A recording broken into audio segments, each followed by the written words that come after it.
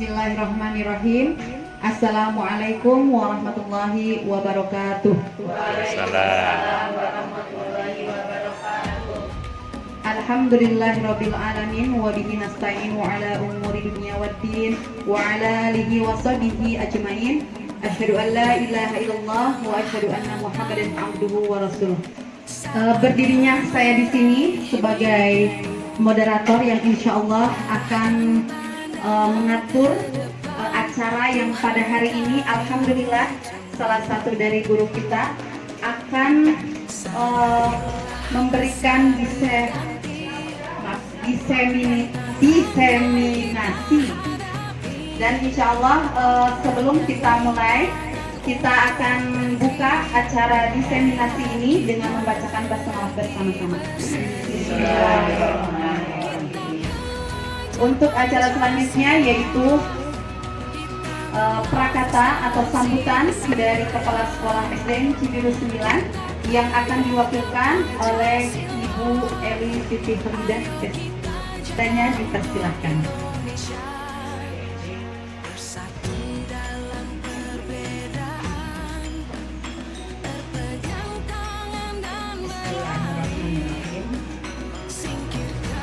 Assalamualaikum warahmatullahi wabarakatuh. Waalaikumsalam. Sebelumnya saya ucapkan terima kasih kepada moderator yang telah memberikan kepada saya sekolah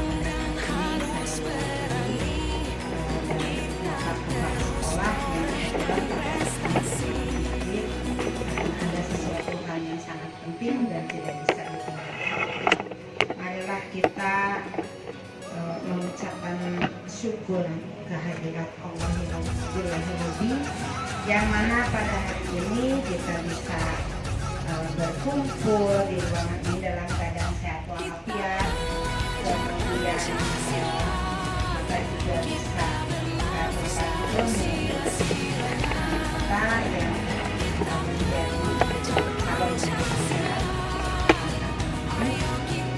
mudah-mudahan Allah memberikan kelancaran dan kemudahan khususnya untuk kita semua calon.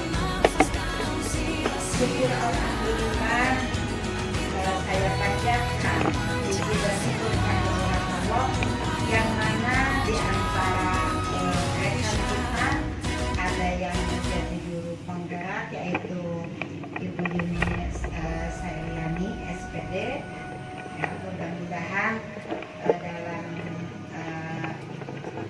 penampilan saat ini memberikan diseminasi yang oleh Allah memberikan kemudahan dan kelancaran dan menjadi satu semangat penyemangat kepada rekan-rekan guru yang lain.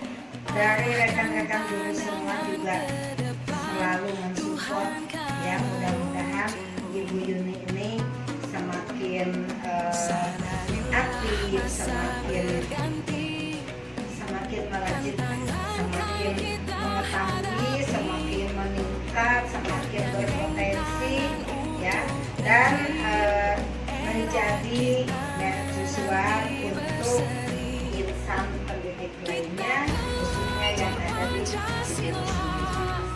Itu saja yang dapat saya sampaikan. Menjadi support, menjadi penyemangat, menjadi satu tenaga untuk meraih prestasi, untuk meraih kesuksesan lebih dari hari ini. Sekian yang bisa saya sampaikan, kurang dan lebih. Assalamualaikum warahmatullahi wabarakatuh.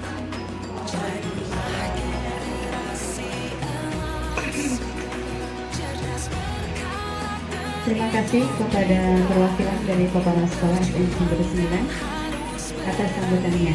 Untuk selanjutnya, mari kita akan simak langsung materi diseminasi budaya positif yang akan dimaterikan oleh pemateri kita, yaitu calon guru penggerak Ibu Yuni Sailani SPD. Kepadanya dipersilakan.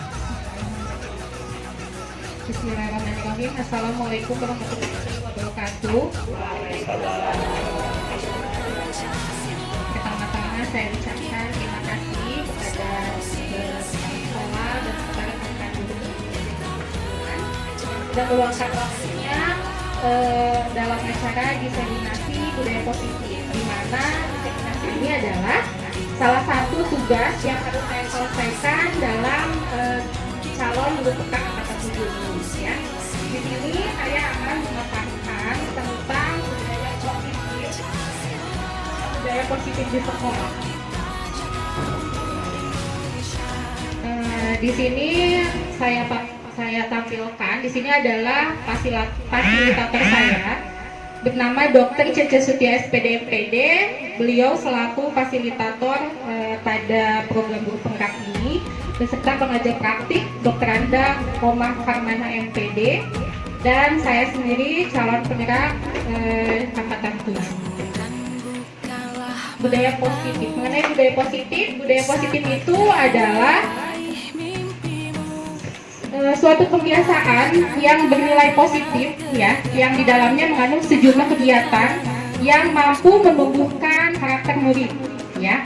Nah, dalam budaya positif ini ada hal yang harus dilakukan, yaitu pertama merubah paradigma stimulus respon, yang kedua konsep disiplin positif, yang ketiga keyakinan kelas, yang keempat pemenuhan 5 kebutuhan dasar manusia, dan kelima posisi kontrol, dan yang keenam segitiga restitusi.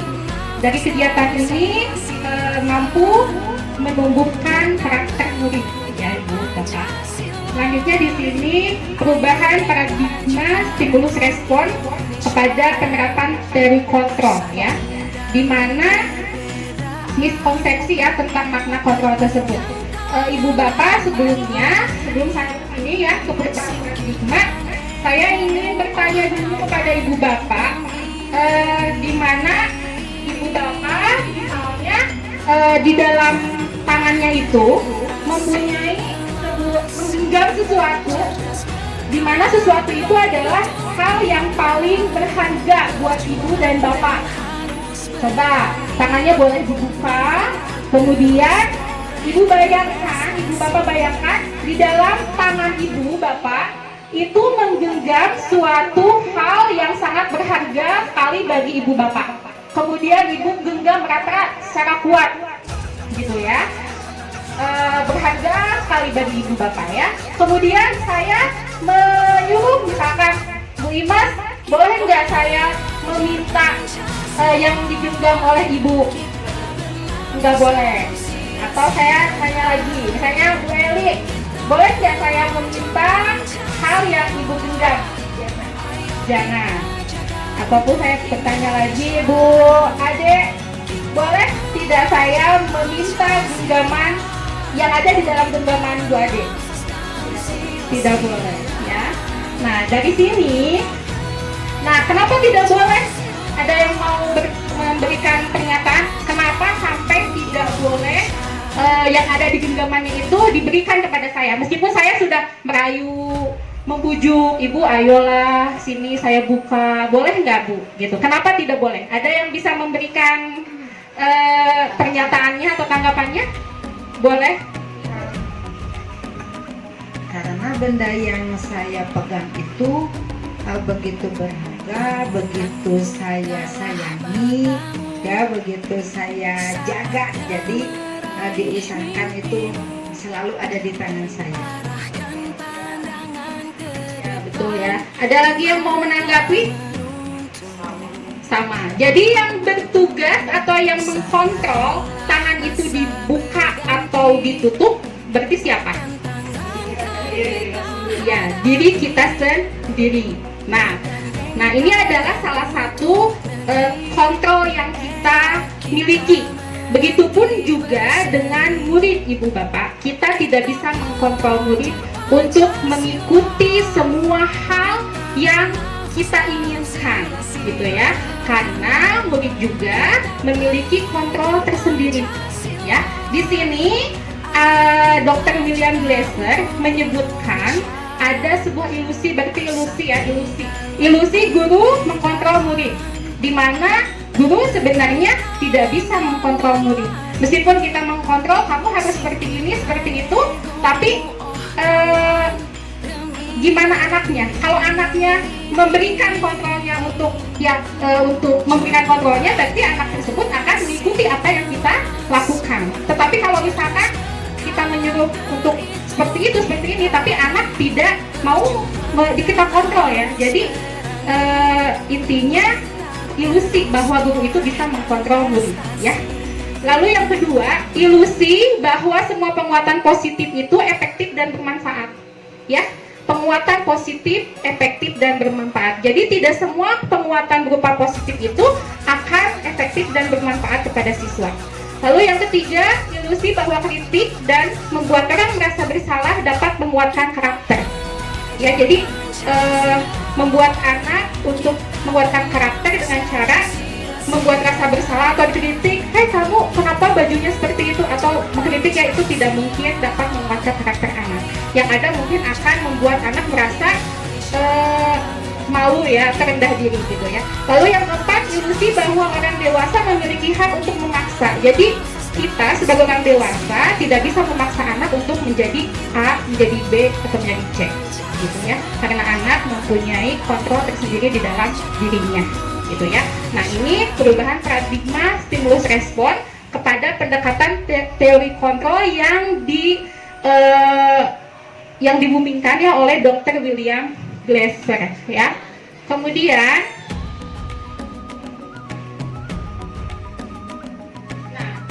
perubahan paradigma stimulus ini ya, dengan merubah paradigma kita sebagai pendidik dari stimulus respon ke teori kontrol, kita bisa menjadi lebih humanis memandang seseorang. Seorang ini mungkin anak ya. Sebagai contoh, pendidik itu tidak akan langsung menyalahkan sikap murid yang kurang baik ya, karena menurut teori kontrol setiap tindakan itu pasti ada tujuannya, sehingga pendidik itu akan melakukan komunikasi dengan baik ya dengan murid untuk menyelesaikannya. Dengan adanya disiplin positif ini, maka para pendidik maupun murid akan melakukan semua hal karena motivasi intrinsiknya, sehingga budaya disiplin di sekolah akan terwujud gitu ya. Motivasi intrinsik itu adalah motivasi yang timbul dari diri sendiri, jadi tidak ada yang dari luar gitu ya, jadi timbul dalam diri sendiri gitu. Selanjutnya, makna disiplin ya. Dalam budaya kita mungkin makna disiplin ini menjadi sesuatu yang dilakukan seseorang pada orang lain untuk mendapatkan kepatuhan ya. Terus sering juga dihubungkan dengan tata tertib yang teratur, kepatuhan, ataupun bisa dengan hukuman ya. Tetapi kalau kita belajar tentang budaya positif, tidak harus memberikan hukuman. Justru hukuman itu adalah salah satu alternatif yang terakhir bila perlu tidak sama sekali dilakukan itu penghukuman itu ya. Jadi disiplin positif ini jangan menggunakan hukuman untuk menyelesaikan kedisiplinan gitu ya. Nah, selanjutnya di sini Ki Hajar Dewantara menyatakan di mana ada kemerdekaan, di situ ada disiplin yang kuat. Sesungguhnya disiplin itu bersifat self-disiplin, yaitu kita sendiri yang mewajibkan dengan sekeras-kerasnya. Kalau kita tidak cukup melakukan self-disiplin, wajiblah penguasa lain mendisiplinkan diri kita. Dan peraturan demikian itulah harus ada di dalam suasana yang merdeka. Itu ya, menurut Bapak Ki Hajar Dewantara. Jadi yang membuat kita disiplin itu adalah diri kita sendiri. Tapi kalau misalkan kita tidak bisa mendisiplinkan diri, harus ada penguasa lain. Misalkan anak ada sekolah ya yang harus dia mendisiplinkan anak gitu ya. Nah, menurut Ki Hajar Dewantara, definisi kata merdeka ini artinya itu tidak hanya terlepas dari perintah saja, akan tetapi juga cakap untuk memerintah dirinya sendiri ya. Selanjutnya, nah hal ini juga sesuai dengan pendapat dari Diana Goosen dalam bukunya Restructuring School Discipline, Nah, untuk menjadi seorang murid atau pengikut, seseorang itu harus paham betul alasan mengapa mereka atau suatu aliran tersebut mengikuti ajaran tertentu, sehingga motivasi yang terbangun itu adalah motivasi intrinsik, bukan motivasi ekstrinsik, ya. Ya, jadi Diana juga mengatakan bahwa arti dari kata disiplin ini juga berkonotasi dengan disiplin diri, ya, disiplin yang dapat membuat seorang untuk menggali bagaimana dia mengkontrol dirinya dan bisa bertanggung jawab terhadap apa yang dilakukannya, gitu ya. Lalu di sini ada nilai-nilai kebajikan universal. Jika kita lihat Ki Hajar Dewantara maupun Diana Gosen, ya, mengartikan disiplin itu sebagai bentuk kontrol diri, yaitu belajar untuk kontrol diri agar dapat mencapai suatu tujuan mulia. Tujuan mulia di sini apa? Yaitu mengacu pada nilai-nilai atau prinsip-prinsip mulia seseorang, di mana nilai tersebut sebagai nilai kebajikan yang universal. Ya, nilai kebajikan ini sifatnya positif. Manusia yang merupakan tujuan mulia yang dicapai suatu individu. Ya. Kemudian, nah ini ya, salah satunya nilai kebajikan yang ingin dicapai oleh setiap anak Indonesia yang kita kenal dengan profil pelajar Pancasila. Nah ini ya Ibu. Sekarang ke materi selanjutnya itu tentang teori motivasi, hukuman, dan penghargaan serta restitusi. Nah, menurut Diana Gosen menyatakan ada 3 motivasi perilaku manusia, yaitu yang pertama untuk menghindari ketidaknyamanan atau hukuman. Ya, contohnya gini. Jadi, ini adalah motivasi yang paling rendah ya Ibu Bapak. Jadi ini adalah untuk menghindari ketidaknyamanan atau hukuman, ini adalah motivasi yang paling rendah. Dimana misalkan gini, udahlah, ya udah aku ngelakuin aja daripada takut dihukum. Jadi tidak keluar motivasi intrinsiknya, ya. Dia melakukannya karena takut akan hukuman atau ketidaknyamanan kalau mereka tidak melakukan hal itu, gitu ya. Nah, lalu ada motivasi yang kedua, yaitu untuk mendapatkan imbalan atau penghargaan dari orang lain.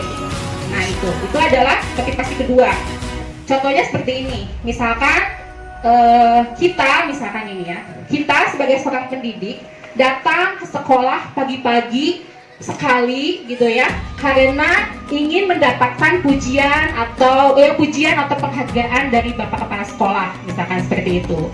Ataupun kita datang ke sekolah pagi-pagi tidak kesiangan ya, karena ingin absennya tidak terlambat, misalkan seperti itu. Nah, ini adalah motivasi untuk mendapatkan imbalan atau penghargaan dari orang lain.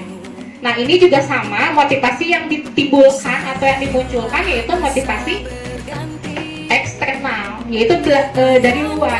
Mereka melakukan itu karena ingin mendapatkan penghargaan dari orang lain, seperti itu ya. Nah, lalu yang ketiga itu adalah motivasi yang sangat baik ya, yaitu untuk menjadi orang yang mereka inginkan dan menghargai diri sendiri dengan nilai yang mereka percaya. Nah, ini adalah motivasi tertinggi. Kalau kita sudah memiliki motivasi ini, motivasi internalnya sudah muncul. Misalkan kita sebagai guru datang sekolah pagi-pagi tidak kesiangan, itu karena memang sudah tanggung jawab kita sebagai seorang guru gitu. Tidak ada embel-embel biar ada dinilai lebih baik oleh kepala sekolah ataupun biar mendapat penghargaan dari kepala sekolah, tidak seperti itu ya. Jadi ini untuk menjadi orang mereka inginkan dan mereka hargai diri sendiri dengan nilai yang mereka percaya. Jadi mereka percaya adalah saya datang ke sekolah itu karena sudah tanggung jawab saya sebagai seorang guru lebih pagi dari anak-anak gitu ya. Nah, ini adalah teori motivasi ya, yang dipaparkan oleh Diana Gosen ya. Nah, lalu di sini ada hukuman dan konsekuensi. Kalau di sekolah mungkin kita tidak lepas dari hukuman ya, anak-anak yang salah pasti selalu ada hukuman ataupun konsekuensi ya. Nah, ternyata kalau hukuman itu sifatnya itu tidak terencana atau tiba-tiba ya. Lalu yang kedua, anak atau murid tidak tahu apa yang terjadi dan tidak dilibatkan. Jadi refleks langsung dihukum seperti itu ya. Kemudian hukuman juga bersifat satu arah, hanya dari guru saja tanpa mendengarkan dari siswa gitu ya. Jadi tidak ada kolaborasi antara guru dan siswa gitu ya untuk hukuman. Lalu hukuman diberikan bisa berupa fisik maupun psikis ya. Kalau fisik mungkin bisa dipukul ataupun ya pokoknya fisik ya. Dan berupa psikis, kalau psikis biasanya melalui kata-kata yang kasar ataupun yang menyakitkan ya. Nah, lalu ada konsekuensi. Konsekuensi itu apa? Yang pertama, sudah terencana atau sudah disepakati. Biasanya kalau konsekuensi sudah ada kesepakatan antara guru dan siswa, begitu ya. Lalu yang kedua, umumnya bentuk konsekuensi dibuat oleh pihak guru dan murid sudah mengetahui sebelumnya konsekuensi bila ada pelanggaran. Jadi murid teh udah tahu nih kalau saya melakukan kesalahan ini, maka konsekuensinya ini, begitu ya. Lalu yang ketiga, konsekuensi biasanya diberikan berdasarkan suatu data yang umumnya dapat diukur. Biasanya kalau konsekuensi misalkan dapat diukur, kamu tidak 3 kali tidak mengerjakan tugas, berarti hukumannya, konsekuensinya adalah ini, begitu ya. Jadi ada data yang dapat diukur kalau konsekuensi. Selanjutnya, nah di sini Ibu ya, saya ingin bertanya, hukuman atau konsekuensikah ya? Boleh sebutkan. Yang pertama, mencatat 100 kali di buku kalimat saya tidak akan terlambat lagi karena terlambat ke sekolah. Itu merupakan konsekuensi atau hukuman kira-kira? Hukuman atau konsekuensi. Mencatat 100 kali di dalam buku kalimat saya tidak akan terlambat lagi karena dia terlambat ke sekolah. Iya, betul ya, hukuman.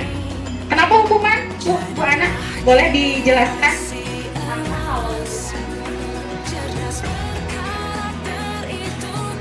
Menurut saya, kalau dengan anak menyalin seperti itu, sebetulnya kan hukuman itu dilakukan untuk merubah perilaku. Nah, sekarang kalau menuliskan seperti itu, saya kira masalahnya tidak terselesaikan. Lalu perilaku anak juga tidak berubah. Itu menurut saya. Ya, perilaku anak. Selanjutnya betul ya, mencatat 100 kali di dalam buku dengan kalimat saya tidak akan terlambat lagi, itu berupa hukuman. Lalu yang kedua, lari mengelilingi lapangan buat basket 2 kali karena terlambat masuk pada saat jam pelajaran PJOK. Hukuman atau konsekuensi? Ini pada saat jam PJOK, pada pelajaran olahraga.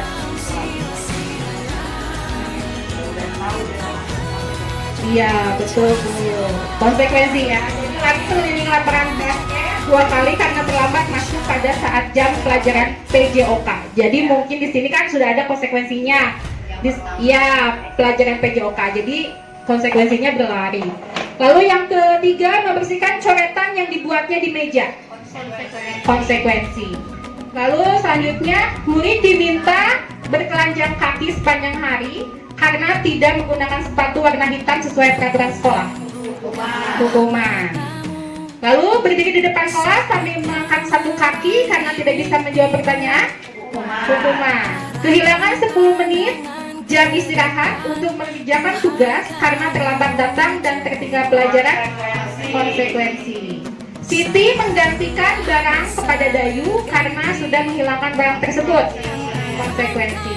Berjemur di lapangan basket pukul 12 siang karena pada saat pembelajaran mengobrol dengan teman. Hukuman. Ya, jadi sudah paham ya antara hukuman dan konsekuensi ya. Selanjutnya dihukum oleh penghargaan. Nah, dihukum oleh penghargaan. Kok bisa ya? Kenapa bisa dihukum oleh penghargaan? Penghargaan dibuat bagus nggak sih sebenarnya Ibu Bapak? Bagus. Kenapa bagus? Boleh? Ada yang mau? Zirman, boleh. Kenapa bagus? Karena kalau menurut saya dengan penghargaan anak lebih termotivasi, termotivasi untuk dan merasa dihargai tentunya ya, termotivasi untuk lebih baik lagi, gitu, lebih meningkat lagi. Ini kan nah ya penghargaan. Oke, di sini ada kasus Ibu Dita ya. Ibu Dita ini juga kelas 2 ya. Dia mendapatkan masalah murid-muridnya itu tidak bisa tertib berdiri antri di depan kelas dan selalu berebut ketika masuk ke dalam kelas. Ini tentunya sangat mengganggu proses pembelajaran di mana kelas tidak dapat mulai tepat waktu. Karena Bu Dita sibuk menenangkan murid-muridnya. Akhirnya Bu Dita berpikir cepat dan mengandalkan stiker bintang. Ya, ada di sini yang suka menggunakan stiker bintang. Tunggu ada ya. Nah, Bu Dita mengiming-imingi muridnya dengan stiker bintang. Siapa yang dapat berdiri lurus dan berbaris rapi antri saat masuk kelas akan mendapatkan sebuah bintang dari Bu Dita. Sebagian murid menyambut tantangan tersebut dan langsung berbaris rapi di depan pintu agar mendapatkan stiker bintang. Hal itu terus dilakukan Bu Dita karena cukup berhasil membuat murid-murid rapi dan teratur pada saat masuk kelas. Sampai pada suatu saat Bu Dita sakit dan terpaksa digantikan oleh Pak Edo. Pak Edo tidak mengetahui tentang stiker bintang dan pada saat masuk kelas, murid-murid kembali berebutan pada saat masuk kelas. Nah, kira-kira apa yang terjadi ya? Kenapa bisa demikian? Ketika Bu Dita ada memberikan stiker bintang, anak-anak berbaris rapi masuk kelas. Tapi ketika tidak ada Bu Dita dan Pak Edo tidak mengetahui tentang stiker bintang itu, anak-anak jadi berebut lagi masuk ke dalam kelas. Kira-kira apa yang terjadi? Kenapa bisa ya demikian?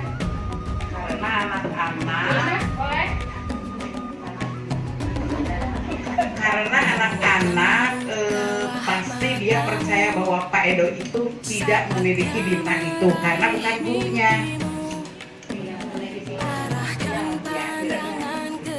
Betul. Ada lagi yang lain? Jadi anak-anak tahu bahwa ini bukan gurunya, ya. Jadi anaknya masuknya berebut kembali ya karena Pak Edo tidak punya stiker bintang. Ya berarti motivasi yang muncul dari anak itu apa dong? Ekstrinsik apa intrinsik? Ekstrinsik ya. Jadi motivasinya adalah ekstrinsik. Ya, karena mereka antri masuk itu karena ini mendapatkan penghargaan sebuah bintang ya. Begitu. Nah, Alfikon ya mengemukakan baik penghargaan maupun hukuman adalah cara-cara mengontrol perilaku seseorang yang menghancurkan potensi untuk pembelajaran yang sesungguhnya. Karena menurut Kon, secara ideal tindakan belajar itu sendiri adalah penghargaan yang sesungguhnya, ya. Kon juga mengemukakan bahwa tindakan pemberian penghargaan atau reward sama nilainya dengan menghukum seseorang. Itu. Jadi kenapa? Jadi memberikan reward penghargaan itu sama nilainya dengan menghukum seseorang. Karena seseorang itu akan melakukannya karena ada penghargaan. Jadi tidak muncul motivasi intrinsiknya. Padahal dengan misalkan anak belajar membaca dari A sampai Z gitu ya. Terus anak-anak itu bisa menyelesaikannya atau bisa membaca, itu adalah salah satu penghargaan yang paling berharga bagi anak tanpa harus adanya reward atau penghargaan gitu ya. Nah di sini dampak dari pemberian penghargaan atau reward apa saja? Yang pertama, penghargaan dapat menghukum mereka yang tidak mendapatkan penghargaan ya. Mereka yang misalkan begini, mereka yang mendapatkan ranking kedua akan merasa paling dihukum. Kenapa? Mungkin begini, anak tersebut sudah belajar sungguh-sungguh, sudah mulai sana sini, pokoknya sudah belajar dengan sangat baik. Tapi dengan adanya ranking itu jadi menghukum dia, merasa yang paling dihukum. Pas melihat temannya yang ranking pertama, ternyata jumlah nilainya itu hanya selisih misalkan 1 atau 2. Nah itu sehingga membuat anak merasa paling dihukum. Jadi bisa menimbulkan, ngapain saya belajar betul-betul gitu ya, tapi dengan cuman beda segitu saja saya jadi ranking kedua. Nah seperti itu ya. Jadi dampak pemberian penghargaan atau reward itu seperti itu. Makanya sekarang sudah sangat bagus sekali ketika di kurikulum 2013 tidak ada ranking ya, tidak dituliskan. Lalu yang kedua, jika kita menggunakan penghargaan lagi dan lagi, maka orang tersebut akan bergantung pada penghargaan yang diberikan karena kehilangan motivasi dari dalam dirinya. Jadi anak teh mengerjakan tugas lebih cepat itu karena ingin mendapatkan sebuah penghargaan. Lalu yang dampak yang lainnya, penghargaan tidak efektif. Contohnya, jika saya sudah berusaha keras-kerasnya untuk mengharapkan suatu penghargaan dan tidak mendapatkannya, maka saya akan kecewa dan berkecil hati, ya, tentunya. Lalu ketika seseorang diberi penghargaan atau dipuji di depan orang banyak, maka yang lain akan merasa iri, dan sebagian orang yang tidak menyukai orang yang diberikan penghargaan. Jadi nggak suka sama si orang yang suka diberi pujian sama gurunya, gitu, ya, karena mereka merasa iri, ya, gitu ya. Lalu penghargaan menciptakan persaingan di dalam kelas, dan mereka yang percaya bahwa mereka tidak memiliki kesempatan untuk mendapatkan penghargaan akan berhenti mencoba. Jadi ada saya nggak bisa, udahlah gitu ya. Jadi nggak punya berhenti buat mencoba menjadi lebih baik, gitu ya. Nah itu adalah dampak dari pemberian penghargaan atau reward. Lalu ada restitusi. Restitusi itu adalah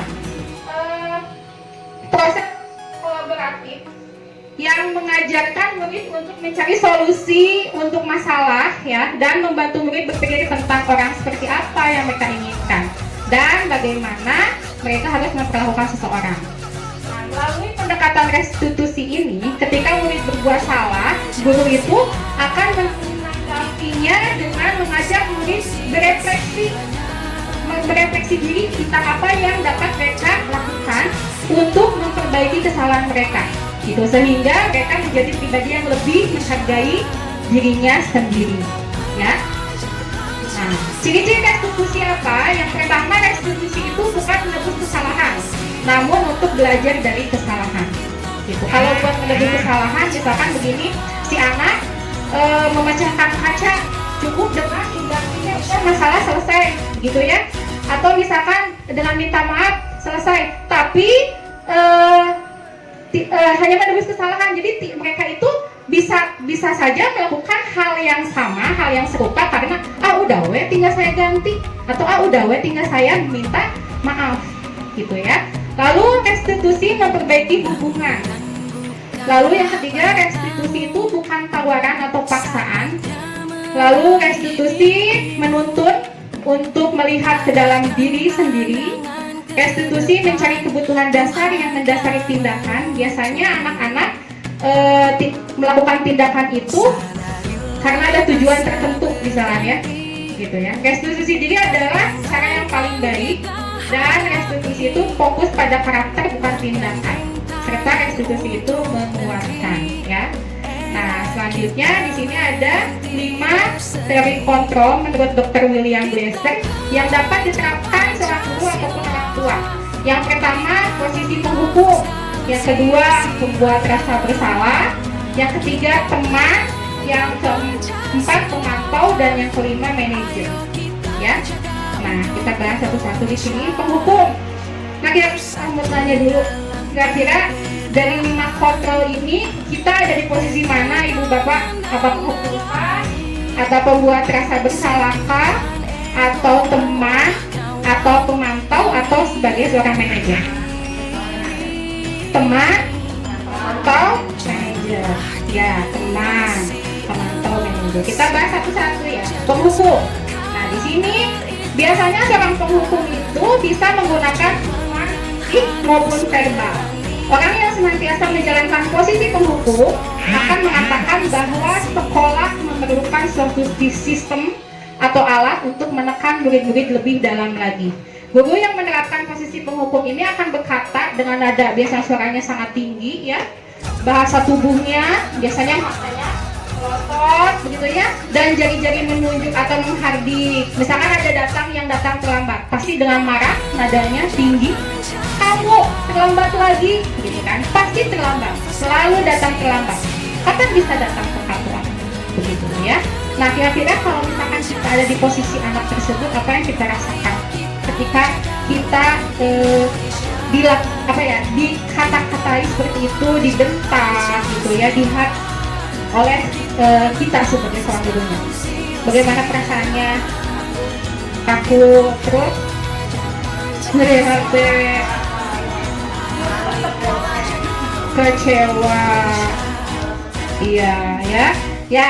Jadi kemungkinan ya hasilnya itu ya, kalau misalkan kita menjadi seorang penghukum bagi anak-anak ya hasilnya itu pasti anak itu akan marah tentunya terhadap kita, bisa jadi mendendam ya, dendam, atau bisa jadi juga lebih buruk misalkan kalau anak yang lebih ini jadi benci terhadap gurunya begitu ya.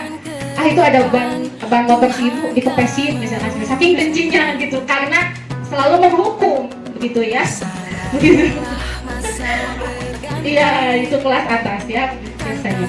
Lalu yang kedua itu ada tipe kontrol pembuat rasa bersalah ya. Posisi ini biasanya guru akan bersuara lembut ya.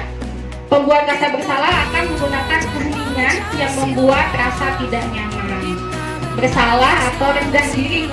Biasanya nada suaranya mengeras, halus, sedih, bahasa tubuhnya merapat pada anak, terus lesu ya. Jadi bikin keheningan gitu, kata-katanya lembut. Kalau misalnya sedangkan nyumpun misalnya gitu kan. Nah misalkan, Adi, kamu ini bagaimana ya? Kamu sudah berjanji dengan ibu tidak akan terlambat lagi gitu ya. Kenapa? Kamu kenapa ya senang sekali mengecewakan ibu? Ibu benar-benar kecewa sekali.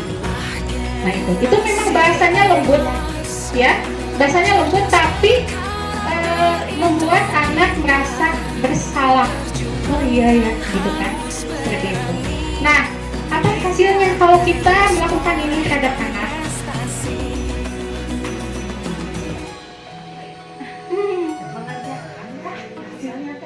Gimana? Begini. Ya, terus? Sama yang tidak mengerjakan tugas. Iya. Saya bilang, Iya, gimana? kenapa sih kalau pelajaran itu tuh tidak dikerjakan tugasnya, apalagi banyak sekali dari sekian puluh orang hanya 5 orang yang mengerjakan tugas. Padahal mengerjakannya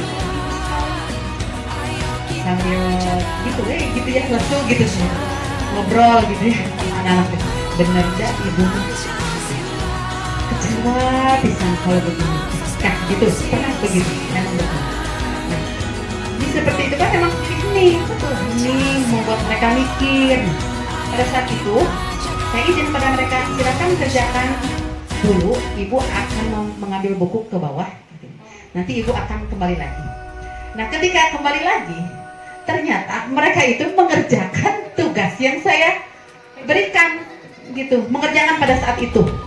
Nah bahkan ketika mau pulang kemudian menilai pekerjaan yang pada saat itu dikerjakan, yang tidak mengerjakan, Bu ini sama yang kemarin PR yang tidak kerjain. Lah kamu kan tadi nggak ngerjain. Saya tadi pas ibu ke bawah saya kerjain kok Bu, gitu. Ternyata mungkin apakah itu dampaknya positif atau negatifnya saya kurang tahu ya, gimana. Namun dari kejadian itu saya saya merasa ternyata anak seperti itu kan pun bisa berubah dan merasa ada tanggung jawab yang harus mereka jalankan gitu. Pengalaman sedikit.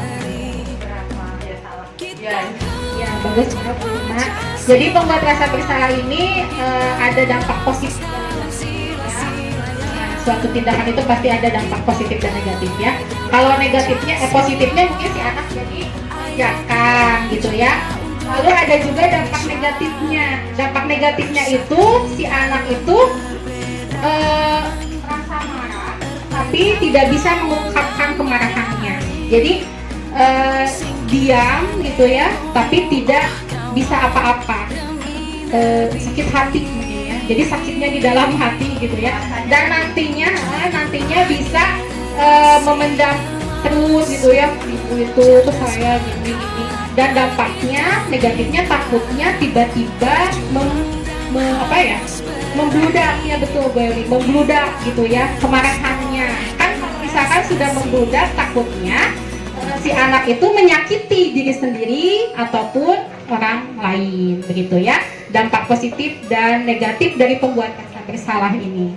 Lalu selanjutnya yang ketiga itu teman ya, posisi teman.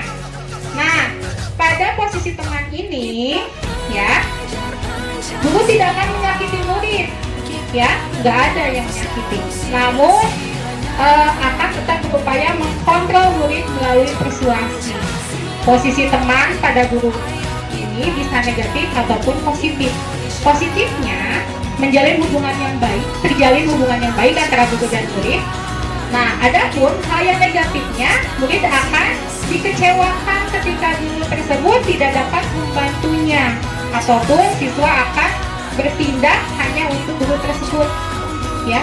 Jadi nggak mau bertindak untuk guru yang lain. Nggak mau, saya mah nyamannya sama guru ini. Jadi disuruh sama guru yang lain, mereka tidak akan mau, gitu ya.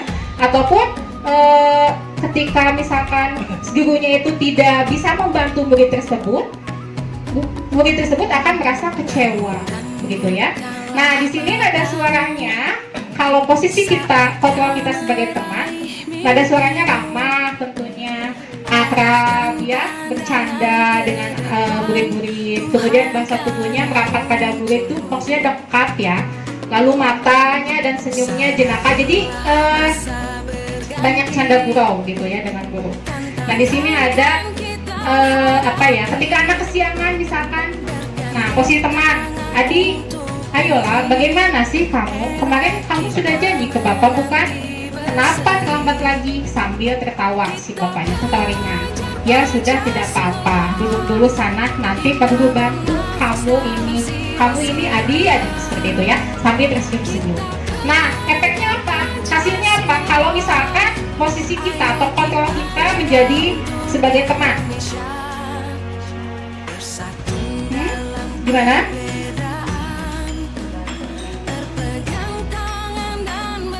Sebagai teman, hasilnya yaitu tadi, kalau misalkan ketika gurunya tidak dapat membantu, maka si anak akan kecewa. Kan kalau misalkan di kelas tinggi, mungkinnya kalau kedekatan dengan guru itu ketika ada razia, ibu saya nitip ini HP ya, takut ini, gurunya ya udah sini. Tapi ketika tidak dapat membantu, si anak itu pasti akan merasa kecewa, gitu ya. Jadi hal yang lain yang mungkin timbul adalah murid akan ya bertindak untuk guru tersebut. Jadi tidak untuk guru yang lain. Jadi hanya untuk guru itu aja, karena si murid itu sudah merasa nyaman sekali dengan guru tersebut. Ya, betul, ketergantungan, ya.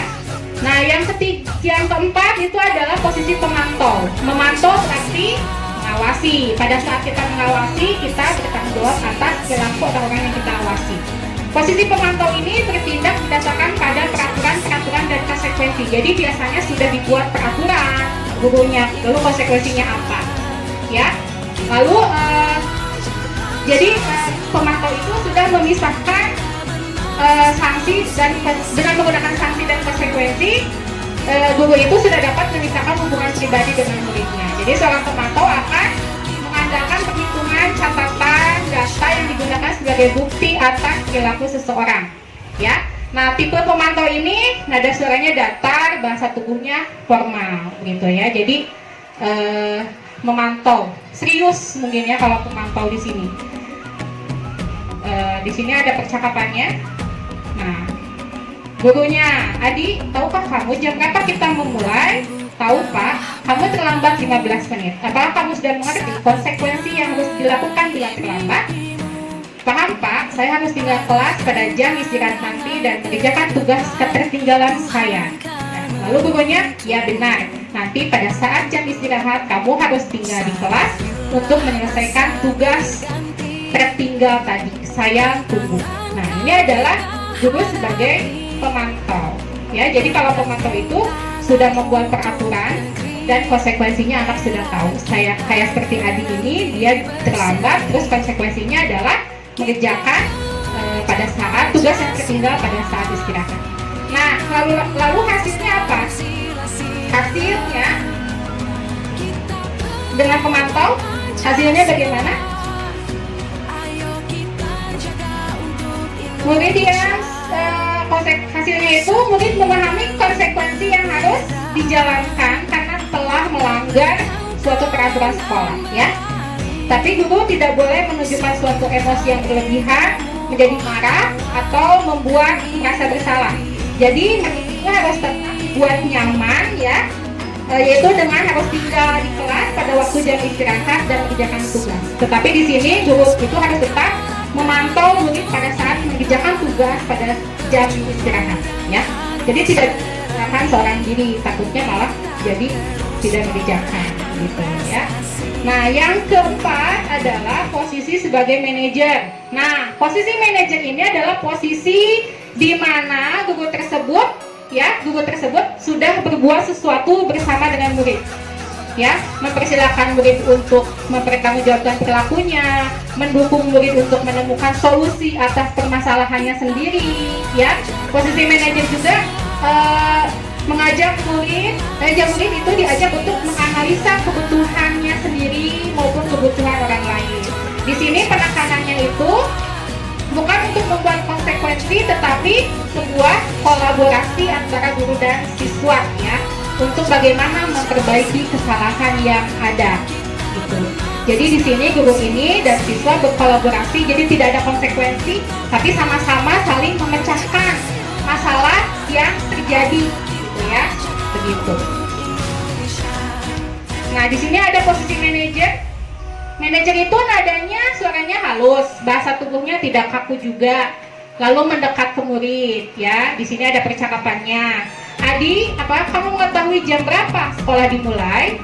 Tahu, Pak, jam 7. Ya, jadi kamu terlambat. Kira-kira bagaimana kamu akan memperbaiki masalah? Jadi di sini si bu gurunya, bu gurunya itu membalikan, ya, sok apa solusinya biar kamu gak kesiangan lagi. Jadi tidak langsung memberikan konsekuensi serta hukuman, ya. Di sini saya bisa menanyakan pada teman, Pak, untuk mengejar tugas yang tertinggal. Gitu. Ini solusinya, solusi Adi. Baik, itu bisa dilakukan. Apakah besok akan ada masalah untuk kamu agar bisa hadir tepat waktu ke sekolah? Tidak, Pak, saya akan hadir tepat waktu. Baik, saya hargai usahamu untuk memperbaiki itu. Nah, ini adalah posisi manajer, ya.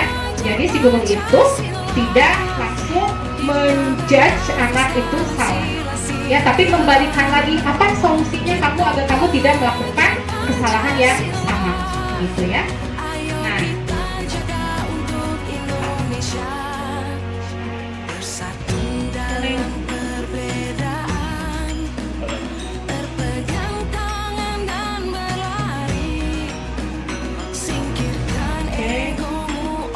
Nah, selanjutnya adalah pembentukan keyakinan kelas. Keyakinan kelas ini merupakan upaya untuk menciptakan kebiasaan yang baik di lingkungan sekolah agar dapat mewujudkan pembelajaran yang berpihak kepada murid. Keyakinan kelas ini merupakan nilai-nilai kebaikan yang murid yakini dan dapat diterapkan di kelasnya. Keyakinan murid akan suatu nilai inilah yang digunakan untuk mengkontrol mereka sendiri agar lebih bertanggung jawab dan dapat menguatkan karakter mereka. Jadi kesepakatan kelas ini dibuat bersama-sama antara guru dan siswa, begitu, ya. Kesepakatan kelas ini. Jadi si anak ini kalau kesepakatan kelasnya dibuat bersama-sama, otomatis anak yang membuat peraturan tersebut, anak yang mencari ide untuk bagaimana sih kelas impian kalian itu seperti apa. Terus nilai-nilai keyakinan apa yang kalian yakini, seperti itu, ya. Jadi si anak itu akan bertanggung jawab terhadap keyakinan kelas yang mereka buat. Sehingga ini diharapkan dengan pembuatan keyakinan kelas ini akan menumbuhkan motivasi intrinsik di dalam siswa, gitu, ya. Nah, di sini ada pembentukan keyakinan kelas, yaitu keyakinan kelas itu bersifat abstrak daripada peraturan yang lebih rinci dan konkret. Kalau peraturan itu kan banyak banget, ya, sekali. Nah, kalau keyakinan kelas itu hanya beberapa poin saja. Jadi keyakinan kelas itu berupa pertanyaan-pertanyaan yang universal ya. Pertanyaan keyakinan kelas itu dibuat dalam bentuk yang kalimat positif. Misalkan begini, kalimat positif itu. Misalkan gini, berjalanlah di koridor sekolah, misalkan, gitu kan. Itu positif. Kalau negatifnya, jangan lari-lari di koridor sekolah. Jadi kalimat pembuatan keyakinan kelas itu harus menggunakan kalimat positif itu dengan menggunakan kata-kata yang positif. Jadi jangan ada kata jangan seperti itu ya. Lalu keyakinan kelas itu jangan terlalu banyak, cukup 1-5 poin saja sehingga mudah diingat dan dipahami oleh semua warga kelas. Kalau banyak berarti peraturan. Kalau ini keyakinan kelas ya hanya beberapa poin saja yang mereka yakini. Jadi si anak itu akan ketika di kelas itu akan dalam kegiatan pembelajarannya itu akan mengacu kepada keyakinan kelas yang sudah mereka buat, gitu ya. Lalu semua warga kelas hendaknya ikut berkontribusi dalam pembentukan keyakinan kelas. Jadi semuanya anak-anak itu diminta untuk mengumumkakan pendapatnya tentang keyakinan kelas apa yang mereka inginkan, gitu ya. Lalu yang terakhir, meninjau kembali keyakinan dari waktu ke waktu. Jadi kalau misalkan ada keyakinan kelas yang perlu dirubah, itu bisa ya. Jadi tidak harus itu, tidak begitu ya. Lalu di sini ada prosedur pembentukan keyakinan kelas, yaitu yang pertama mempersiapkan murid-murid di kelas untuk berjelas pendapat tentang peraturan yang perlu disepakati bersama di kelas. Kira-kira apa peraturan-peraturan apa sih yang harus dilakukan di dalam ketika berada di dalam kelas? Biarkan mereka yang mencari, biarkan mereka yang membuat, harus ini. Misalkan, Bu, mengembalikan barang yang dipinjam teman, misalkan, boleh kita catat, misalkan seperti itu. Menghargai pendapat orang lain, Bu, boleh kita catat sebagai keyakinan kelas. Jadi nanti kalau kita membuat keyakinan kelas, ketika anak di kelas itu, mereka itu akan muncul motivasi intrinsiknya. Karena keyakinan kelas itu dibuat bersama-sama dengan siswa. Jadi sesuai dengan keinginan siswa, gitu ya. Lalu susunan keyakinan kelas, keyakinan menjadi positif, ya, menjadi positif sebagai prosedur pembentukan keyakinan kelas dan jelas kalimat-kalimat dalam bentuk positif dan negatifnya itu dibentuk menjadi kalimat positif ya. Lalu setelah keyakinan kelas dibuat, maka murid meninjau ulang dan menyetujui dan menandatangani keyakinan kelas tersebut. Jadi semuanya ditinjau lagi. Ada yang setuju Bu, setuju ini. Jadi dilihatkan kepada murid setuju tidak dengan keyakinan kelas ini. Kemudian setelah setuju, anak-anak mulai menandatanganinya. Kemudian keyakinan kelasnya itu mulai kita tempel di dinding, ya, di dinding kelas agar anak mudah melihat. Jadi terlihat oleh semua warga kelas. Nah, lalu segitiga restitusi. Tadi sudah ya, restitusi itu adalah memberikan kesempatan kepada murid untuk disiplin positif, memulihkan diri dari kesalahan sehingga memiliki tujuan yang jelas. Penekanannya pada cara mereka menghargai nilai-nilai kebaikan yang diyakini, bukan berperilaku untuk menyenangkan orang lain, ya. Nah, restitusi ini membantu murid untuk jujur pada dirinya sendiri dan mengevaluasi dampak dari kesalahan yang dilakukan. Jadi restitusi ini memberikan penawaran, ya, bukan sebuah paksaan. Sangat penting bagi kita, bagi guru ya, dalam menciptakan kondisi yang membuat murid bersedia menyelesaikan masalahnya sendiri, ya. Jadi guru dapat menggunakan kalimat seperti misalkan begini, nggak apa-apa kamu salah, semua orang pasti pernah melakukan kesalahan. Jadi itu harus kita lakukan kepada anak ketika kita menerapkan segitiga restitusi ini, ya. Jadi bukan malah menyudutkan anak, kamu ini salah, bukan seperti itu, ya. Jadi harus menciptakan kondisi yang membuat murid nyaman ketika kita tanya-tanya tentang permasalahan mereka. Lalu ada langkah-langkah penerapan segitiga restitusi. Di sini segitiga restitusi yang di dalamnya itu ada 3 langkah. Yang pertama, menstabilkan identitas dulu paling bawah, ya, jelas segitiga sudut ini. Kemudian setelah menstabilkan identitasnya, kita baru memvalidasi tindakan yang salah. Tindakan yang salahnya apa?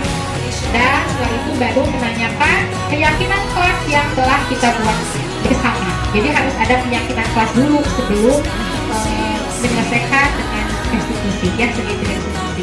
Lalu langkah-langkah penerapan segitiga restitusi ini apa? Ya, pada bagian pertama ini adalah menstabilkan identitas. Jadi bagian ini bertujuan merubah orang yang merasa gagal karena berbuat salah menjadi orang yang sukses. Kita harus mampu meyakinkan mereka, misalkan dengan berkata, ibu juga pernah melakukan hal yang sama dengan kamu. Nah, jadi ketika seseorang dalam kondisi emosional, maka otaknya itu tidak mampu berpikir secara rasional. Makanya harus divalidasi, harus menstabilkan identitasnya dulu. Gak apa-apa, ibu juga pernah melakukan hal yang salah, yang sama. Setiap manusia, misalkan, gak apa-apa, setiap manusia pasti pernah melakukan kesalahan. Nah, seperti itu. Itu adalah menstabilkan identitas mereka, ya. Karena anak kalau misalkan sedang emosional, otaknya tidak mampu berpikir secara rasional. Jadi kita menstabilkan dulu, emosinya biar stabil dulu, begitu ya. Jadi kita membantu menenangkan mereka dan mencari solusi untuk permasalahannya. Lalu langkah yang kedua itu memvalidasi tindakan yang salah. Nah, pada langkah kedua ini terlebih dahulu kita mempunyai kebutuhan dasar yang mendasari tindakan kita. Ya, jadi karena menurut teori kontrol itu semua tindakan pasti memiliki tujuan, entah itu baik ataupun buruk. Ya, jadi ketika kita menolak murid yang berbuat salah, maka mereka akan tetap dalam masalah. Ya, yang lebih diperlukan adalah kita memahami alasan mereka membuat kesalahan sehingga mereka harus dipahami. Jadi kita harus mengetahui dulu alasan apa sampai mereka melakukan kesalahan tersebut. Begitu, itu adalah di validasi tindakan yang salah. Jadi memvalidasi dulu tindakan yang salah. Misalkan validasi tindakan yang salah itu kata-katanya itu misalkan kamu tahu tidak, misalkan ada anak yang mengejek teman, misalkan seperti itu, kita validasi tindakannya. Kamu tahu nggak kalau misalkan mengejek teman itu membuat teman kamu merasa sakit hati, nah, seperti itu. Itu adalah tindakan memvalidasi tindakan yang salah. Jadi kita tindakan yang salahnya kita buatkan lagi bahwa itu adalah salah. Itu menyakiti teman itu adalah salah, ya. Baru kita ke langkah yang ketiga, yaitu menanyakan keyakinan kelas, ya. Jadi langkah selanjutnya, jadi kalau misalkan langkah pertama dan kedua sudah sukses, maka dilakukan langkah ketiga, yaitu menanyakan keyakinan kelas, ya. Jadi kita kaitkan dengan nilai kebajikan yang dia percaya dan bertindak menjadi orang yang dia inginkan, ya. Jadi misalkan begini, kamu tahu tidak bahwa kamu sudah mengenal keyakinan kelas, misalkan begitu, atau keyakinan kelas apa yang kamu pahami, yang kamu tahu, begitu ya. Itu adalah di menanyakan keyakinan kelas, ya. Jadi ketika kita sudah menanyakan keyakinan kelasnya, jadi kita bisa membantu mereka untuk tetap fokus pada gambarannya, ya. Jadi segitiga restitusi ini dapat menumbuhkan motivasi internal murid untuk disiplin positif dan terbiasa mencari solusi dengan permasalahannya. Jadi si anak itu terbiasa mencari solusi. Jadi karena kita bertanya itu agar mereka bisa menyelesaikan hal-hal sendiri, mencari masalahnya apa, dia itu kenapa bisa melakukan itu, terus solusinya bagaimana, biarkan mereka yang mencari sendiri. Jadi kita sebagai guru hanya memfasilitasi saja, ya. Nah, terima kasih. Sekian diseminasi tentang penerapan budaya positif. Semoga bisa bermanfaat bagi rekan-rekan di sekolah. Terima kasih. Wassalamualaikum warahmatullahi wabarakatuh.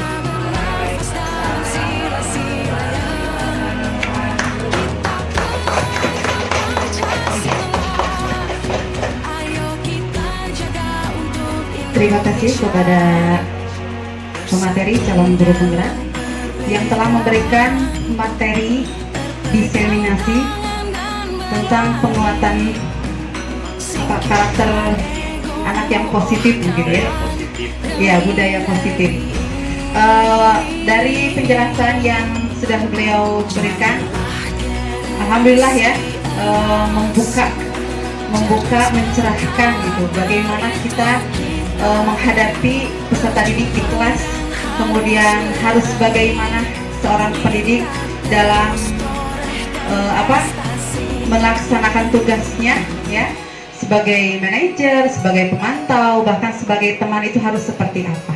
Mungkin tadi juga ada beberapa yang sudah memberikan pengalamannya ya, kemudian pendapat-pendapatnya. Nah, itu ternyata dari materi yang sudah disampaikan itu memang betul adanya dalam keseharian ketika kita mengajar di kelas. Nah, alhamdulillah terima kasih ya kepada Pak Materi untuk materinya yang hari ini sudah memberikan pencerahan kepada kita semua. Alhamdulillahirrahmanirrahim, Ibu Guru dan Bapak Guru yang saya hormati, kegiatan diseminasi hari ini telah terlaksana dengan baik tentunya, dan terima kasih kepada para guru semuanya atas perhatiannya. Kita tutup saja kegiatan hari ini dengan membacakan hamdalah dan doa kifaratul majlis. Alhamdulillahirabbil alamin. Subhanaka Allahumma wa bihamdika asyhadu an la ilaha illa anta astaghfiruka wa atubu ilaik. Terima kasih. Saya sebagai moderator undur diri. Wassalamualaikum warahmatullahi wabarakatuh. Salam. Tepuk tangan.